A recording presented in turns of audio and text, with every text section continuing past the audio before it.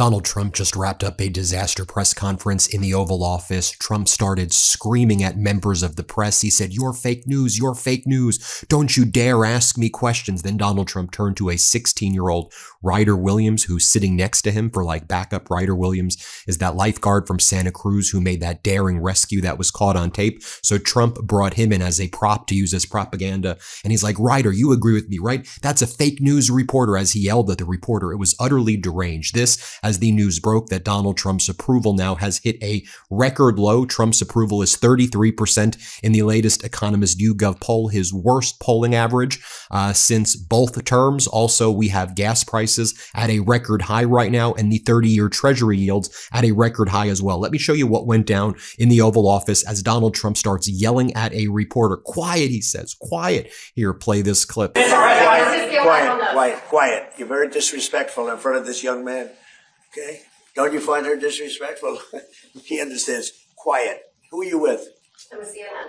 Fake news. You're fake news. You're loud. You're a loud, boisterous person. You're fake news. Be quiet. Be quiet. Be quiet. You're a fake reporter, and you report fake news.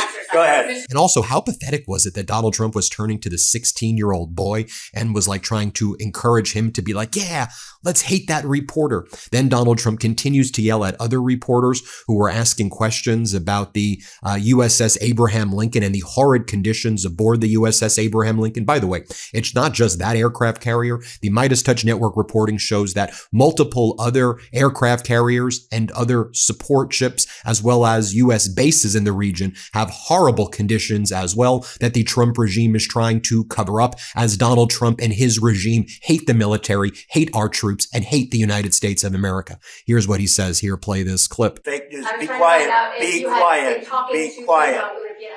You're a fake reporter, and you report fake news. Go ahead. Mr. President, is there enough food on the USS Lincoln?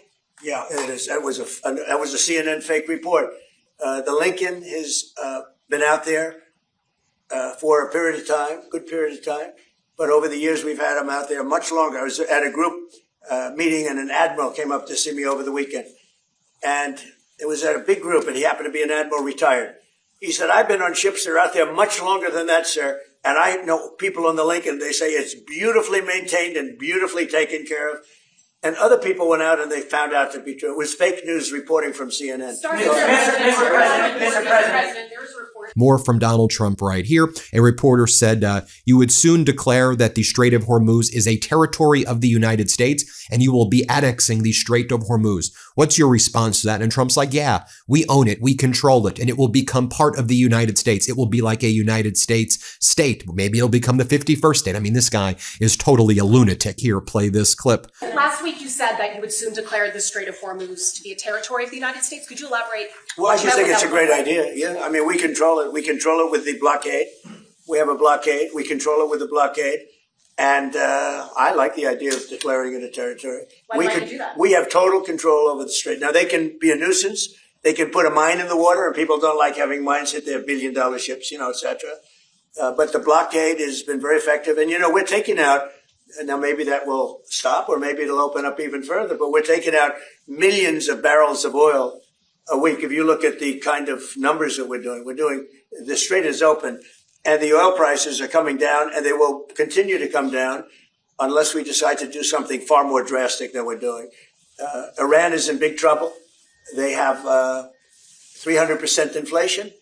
The country's a mess, and the military is totally defeated. Then a reporter says, "Okay, but you also seem to be prioritizing your relationship and you're believing that you have a personal love affair with Kim Jong-un over American alliances in South Korea and other partners. What say you, Donald?" And he's like, "Kim Jong-un and I, we go back really long. We have a great relationship together. And that's more important to me than my relationship with NATO or South Korea."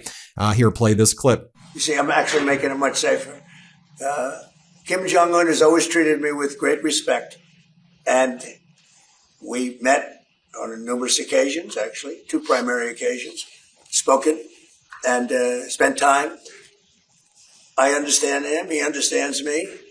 You're doing war games. I get along with him. He didn't like Biden. He didn't like Obama. He didn't like anybody. But I get along with him very well. Now, what I'm doing is making things safer. Just the opposite. Quiet. You're very disrespectful in front of this young man.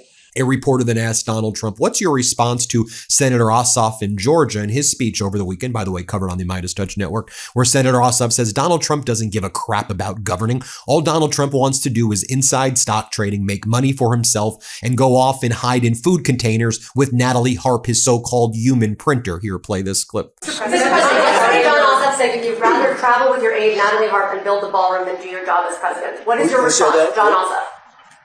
You mean Pee Wee Herman? Pee Wee Herman lookalike? No, I would much rather do other things. We're building a great facility here.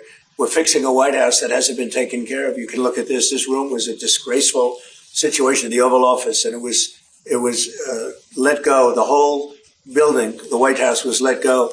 The exteriors were falling apart. Donald Trump then forgets the name of the person sitting next to him, and he has to look at a card that has the face of Ryder Williams, who's sitting next to him. That's the 16-year-old lifeguard who Donald Trump tried to encourage to attack the reporter earlier on in this video. And Trump's like, it's an honor to be with Ryder Williams. And then I'll show you in a moment too, he starts to like hit on Ryder's mom. And he's like, oh, good genes, Ryder. Like your mom has good genes. First, let me show you him struggling to know that Ryder Williams was sitting next to him. Play this clip.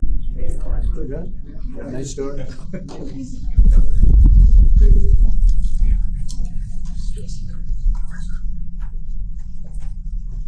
Well, thank you very much. And this is a great story.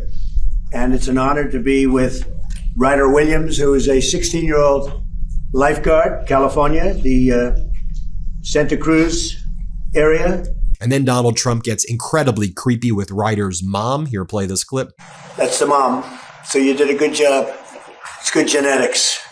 When you look at him, you can see really good. Then Donald Trump turns to the little boys and girls sitting next to him and says that he will show them the Lincoln bedroom. I mean, this guy, this sexual predator is such a freaking creep. Here, play this clip. After this, if you'd like, we're going to have him brought up to the Lincoln bedroom where you see the room of Abraham Lincoln. That's pretty good, right? And also your sister. It's really nice. We have some of the people that Nathaniel. More from this Oval Office presser. A reporter asks him, well, you also told Fox, which I call state regime media earlier, that you're going to blow the shit up out of Oman. So you're going to invade Oman. Oman is traditionally allied with the United States, or at least they're neutral, and they're a partner in the region. So you're going to blow up Oman now. And Donald Trump's like, yeah, I'll take care of him. I'll take care of him. Here, play this clip. This morning you said you would bomb the S out of Oman if they got in the way of reopening the Strait of Hormuz. Would you say you're out of patience with Oman, a strategic partner? No, I don't think they behave very well, but we'd handle them very easily, just like we do other things. And then a reporter says, so if you're so close with Kim Jong-un, why hasn't he responded to your request to meet or have a conversation? Are you just so thirsty with Kim Jong-un? And Donald Trump's like, well, he did respond. Okay, Donald, sure. Absolutely. I'll tell you how he responded. He's been doing ballistic missile tests in the region lately. He's been providing tens of thousands of troops to help Russia in Russia's war against Ukraine.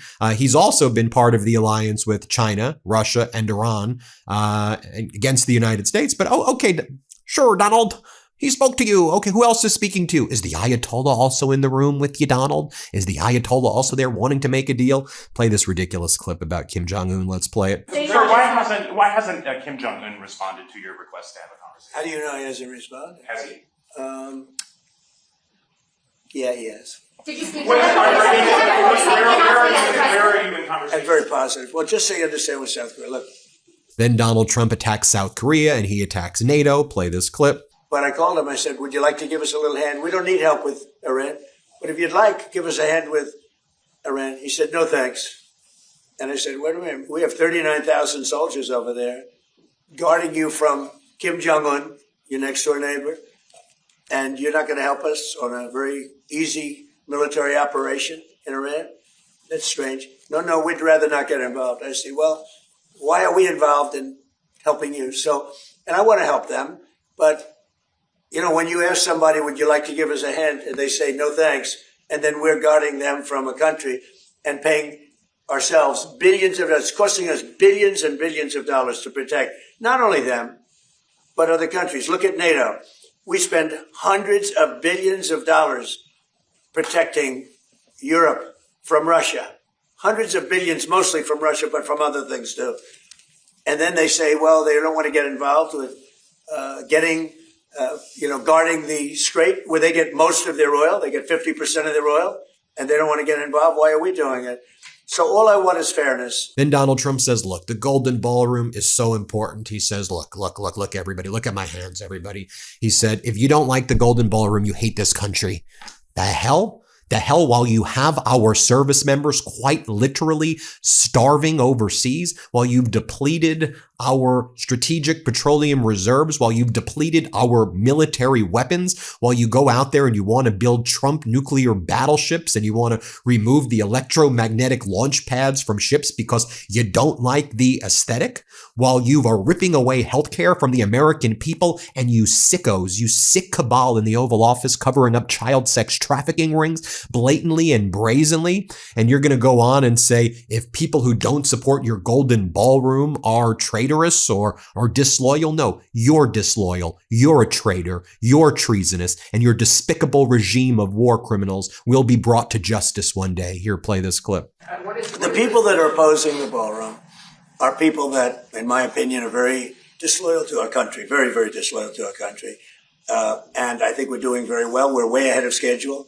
We're under budget. It's going to be the most beautiful ballroom of its kind. You know, when I was in China, we went to the Great Hall of China. It was this big, beautiful building. And we don't have anything like that.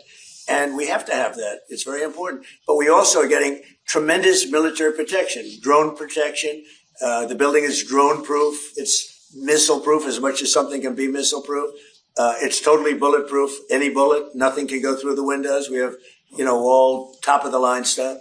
It's very safe. And the one thing, it's not for me. More from Donald Trump in this Oval Office presser. Donald Trump's like, in Iran, they want to make a deal. They want to make a deal with me so badly, but it's just the deal isn't good enough. Okay, sure.